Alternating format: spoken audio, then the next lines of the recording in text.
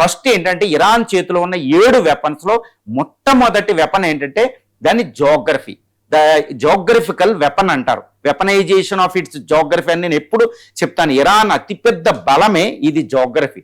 మొత్తం 16,52,000 చదరపు కిలోమీటర్ల ప్రాంతంలో a huge country. It's geography highly diversified. ఉత్తరాన ఉన్న ఎల్బర్జ్ మౌంటైన్స్, దక్షిణాన జాగ్రోస్ మౌంటైన్స్ మీకు ఇప్పుడు మ్యాప్లో చూపిస్తున్నట్టు.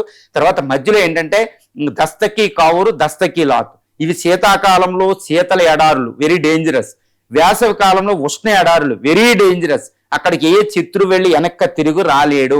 ఎల్బర్జు ఈ Zagros mountains under ground geography కింద వెపన్స్ కింద మార్చేసింది. The great B2 bombers, Iran యొక్క B2 బాంబర్స్, మోబు బాంబర్స్ 10 టన్నులు, 2 టన్నులు, 1 టన్ను బాంబులు వేసిన దాన్ని ఏమీ చేయలేని పరిస్థితి.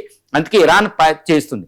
దీంతో పాటు సముద్రం, ఈ Gulf of Persia, Gulf of Oman మధ్యలో ఉన్న హర్మూజ్ స్ట్రైట్, దాంట్లో ఉన్న ఐలాండ్స్, ఉత్తరాన కాస్పియన్ సముద్రం, వీటిని దాచుకుని ఏ శత్రువు అక్కడికి వెళ్ళినా వెనక్కి తిరిగి రాడు. ఇది చరిత్ర చెప్తున్న సమాధానం. కాబట్టి ఇరాన్ ఈ జోగ్రఫీని ఒక వెపన్ గా మార్చేసింది.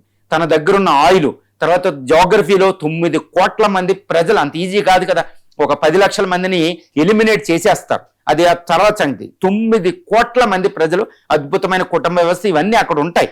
కాబట్టి ఈ జోగ్రఫీని ఓడించడం అమెరికాకి కుదరదు, ఇజ్రాయెల్కి అస్సలు కుదరదు. కాబట్టి ఇరాన్ ముందు తల దించాల్సిందే. ఎంత నాశనం చేసినా వాటిని ఇరాన్ అలా వదిలేసి వెళ్ళవలసింది. This is the first major weapons of Iran అండి. దీన్ని ఓడించడం అమెరికాకి, ఇజ్రాయెల్కి సాధ్యం కాదు, వెనక్కి వెళ్ళవలసిందే.